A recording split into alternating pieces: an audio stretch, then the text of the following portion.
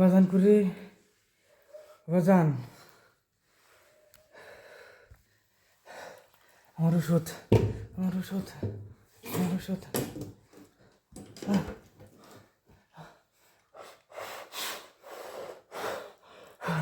ওষুধ নাই বাজান, বাজান করে।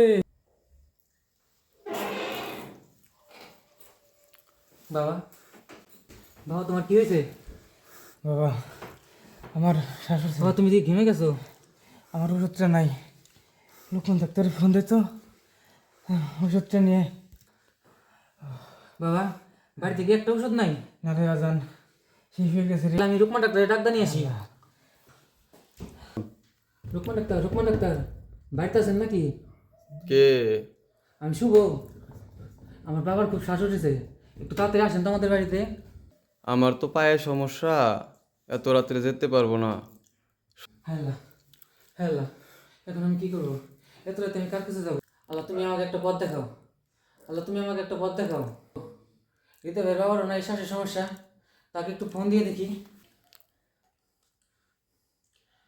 হ্যালো হৃদয় ভাই, কি হয়েছে এত রাত্রে শুভ? আমার বাবার তো খুব শ্বাস বেড়ে গেছে, তাড়াতাড়ি ভাই আমাদের বাড়ি একটু আসেন তো। ঠিক আছে, আমি আসতেছি। তাড়াতাড়ি আসো তো, দেখি কি অবস্থা। কি হয়েছে শুভ তোমার বাবার? ভাই আমার বাবার শ্বাস বেড়ে গেছে। ও ইমন, আমার ব্যাগটা দাও দেখি। দেখি দেখি ব্যাগটা কোথায়?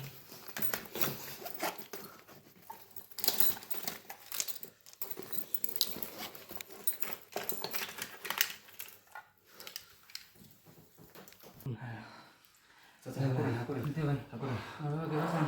জোরে জোরে শ্বাস নিন, জোরে জোরে শ্বাস নিন, জোরে জোরে শ্বাস নিন। আরে হা করো, হা করো।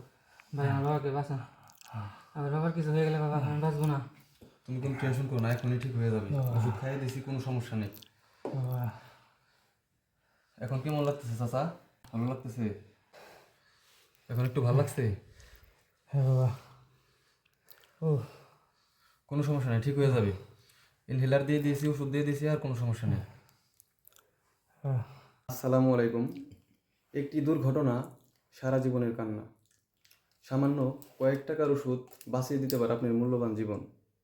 যার বাড়িতে যে রোগী রয়েছে, সেই ওষুধটা পর্যাপ্ত পরিমাণে এনে রাখুন, কারণ বিপদের সময় আশেপাশে কোথাও এই ওষুধ নাও পেতে পারেন। তাই প্রাথমিক এই ওষুধগুলো বাড়িতে এনে রাখুন। আমাদের এই ভিডিওটি দেখে নিজে সচেতন হন এবং ভিডিওটি শেয়ার করে দিয়ে অন্যকে সচেতন হওয়ার সুযোগ করে দিন। ধন্যবাদ।